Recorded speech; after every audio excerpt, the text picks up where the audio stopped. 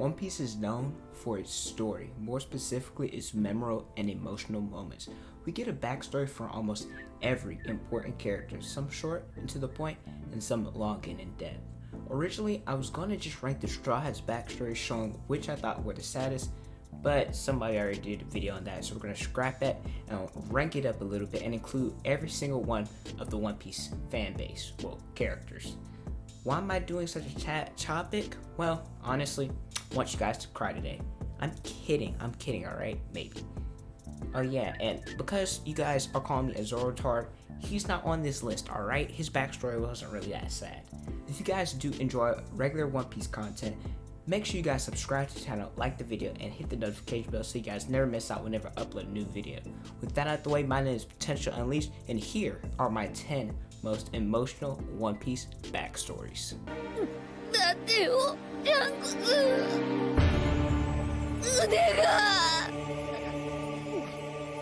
For number 10, I have Luffy. Honestly, I just picked somebody for the number 10 spot because I only really thought that 9 backstories were truly demoralizing. But I chose Luffy because he kinda had 2 backstories. The first one we all know, when he was taken by the mountain bandits and he was tossed into the river where Shanks saved him and gave him the motivation to become the Pirate King. And the other backstory we have is the ASL flashback, which was even more sad. First, Luffy got kidnapped by members of the Blue Jam Pirates, being tortured for hours. Then him and Ace were almost killed because of the fire that was in the Gray Terminal. And even though he didn't witness it, he was told that his sworn brother Sabo was killed. Where now that I think about it, his backstory is kinda sad and a little bit underrated.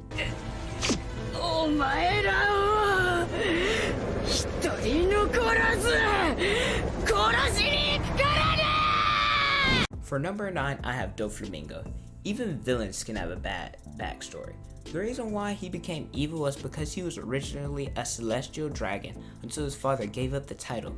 Even though they were considered gods, people have hatred towards them, and when people found out Luffy was a former family, they revolted. Their mother passed away and they are ridiculed and persecuted. People wanted them dead.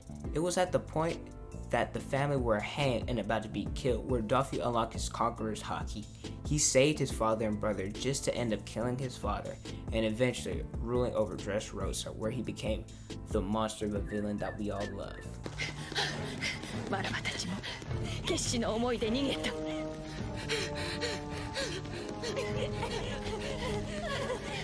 For number 8, I have the Boa sisters. 3 sisters who have been through a lot have stuck together through thick and thin. Being enslaved by the celestial dragon since they were kids is really heartbreaking. They were forced to eat devil fruits, really doing things that they didn't want to in order to stay alive, all of this for the celestial dragon's pleasure. They were even branded and shown that they were property with no rights. All of that came to an end when Fisher Tiger broke them out and saved them from slavery. The fact that she's the princess of a whole island after the tragedy that she faced is truly inspiring.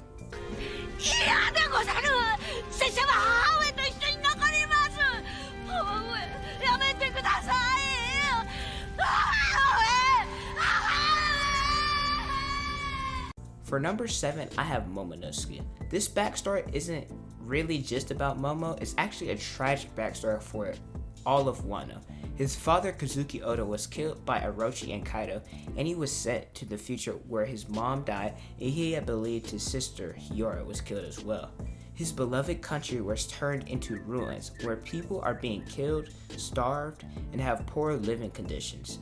The followers of his father were imprisoned out of fear of rebellion. At the young age of 8, losing his father, mother, and country makes his backstory sad and really underrated.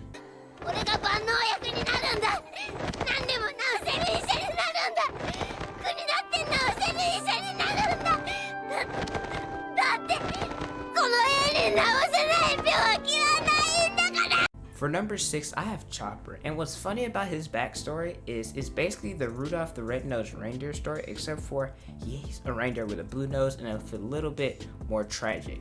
Chopper was a smaller reindeer than any of the other ones, and he got bullied because of such.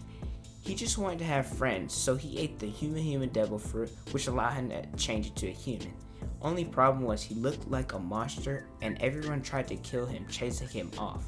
only Dr. Huyulek, or Huyulek, I don't know how you guys pronounce it, let me know in the comment section below, was the only friend that he had. The friendship, however, it didn't last too long since he contracted an incurable illness. Well, he already had this beforehand, but the illness that Chopper didn't know about, and he tried to save him, battling hardships. He even got attacked by his fellow reindeer, and to give him a mushroom that he believed would cure him, only for it to kill him faster. Hayulek died, and Chopper vowed that he would be a doctor that can cure all illnesses, following in his dear friend's footsteps.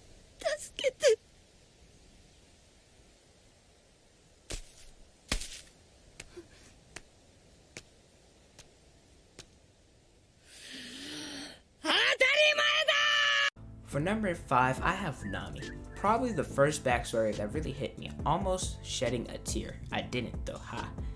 At first, I don't really like Nami as a character, and I was a little bit pissed when she sold the ship, and I was like, okay, chick, you gotta go. But her backstory, it made up for it, and now she's one of my favorite characters.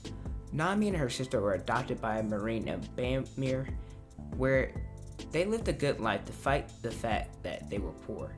Nami got into a fight right before Belmir was killed in front of her eyes, and fun fact, one of my biggest fears is holding anger or hatred towards someone close to me and then them dying before we have a chance to make up.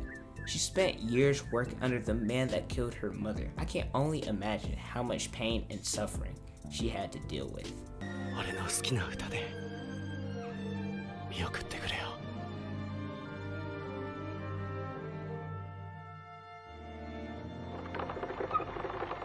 For number 4, I have Brook. Now, to be honest, the first time I saw his backstory, I didn't think it was all that sad, but the more and more I would think about it, the more of a realization I had.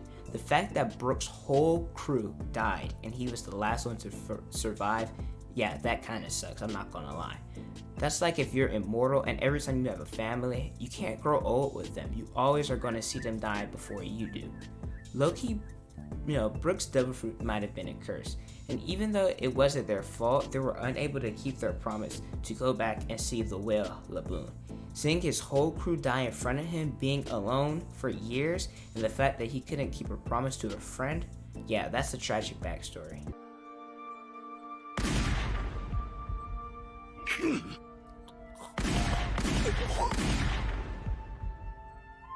For number 3, I have Law. I love Law as a character, and seeing a backstory like his just makes me love him even more.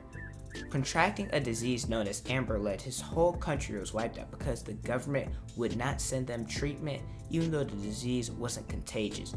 He then joined the Don Quixote family, going down the wrong path, thinking his life wasn't worth it anymore. Later on, Doflamingo's brother, Corazon, devoted his life to making sure Law would survive, forcing him to eat the ope-ope fruit. Corazon was a traitor of the Don Quixote family, and he was an undercover marine. Remember earlier in the video when I said that Dolphy killed his dad? Well, he later killed his brother, aka Corazon. The only person who wanted what was best for him after his family's death was shot and killed multiple times right in front of him, where Law was too weak to do anything about it.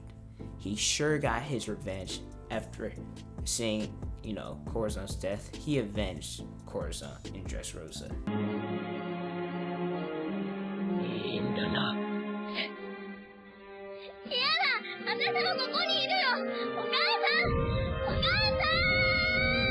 For number 2, I have Nico Robin. Oda really is a genius for this one. Her giving herself up in order for her friends she had been seeking since she was a little kid so they wouldn't die really was a fantastic way to tie in her backstory. Really tempted me to make this the number 1 spot. Robin, at the young age of 8, grew up with her mother, not really involved in her life, on an island of Ohara where great scholars were born. She had never had any friends because people thought she was a weirdo. Her mother came back to the island only for the world government to realize she and other scholars were reading Poneglyphs, which held the secret to the Void Century. In fear that they would find out, he ordered a buster call that would destroy the whole island. She got off the island by a brave friend of hers in Sal in a kind act of at that time, Vice Admiral Kuzan. She was on the run for 20 years, being persecuted because of her bounty, even though she didn't technically do anything wrong.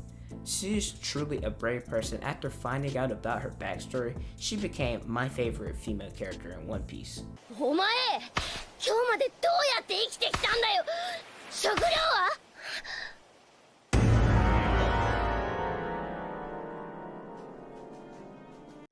For number 1, I have Sanji.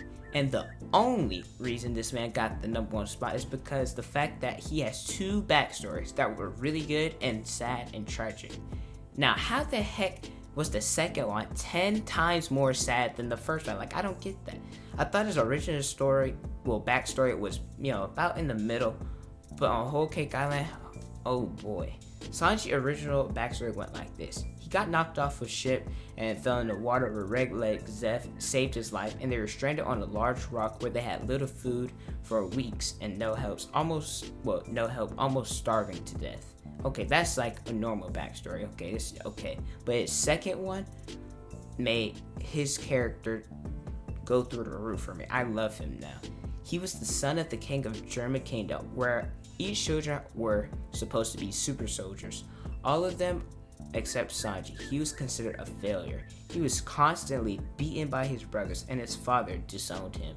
He was locked away, and the people of the German Kingdom were told that he died in an accident. In order to live a free life, Reiju, his sister, broke him out of jail and escaped to the East Blue. There he met Zeph. So really the second backstory came first, but we saw the first backstory first, which would be second. Alright, I'm starting to confuse myself, but Sanji is the definition of one man's trash is another man's treasure. Man, guys, I'm tearing up, making this video. But let me know what you guys think about One Piece backstories. Who is your guys' favorite backstory? Let me know in the comment section below. Don't forget to like, comment, and subscribe.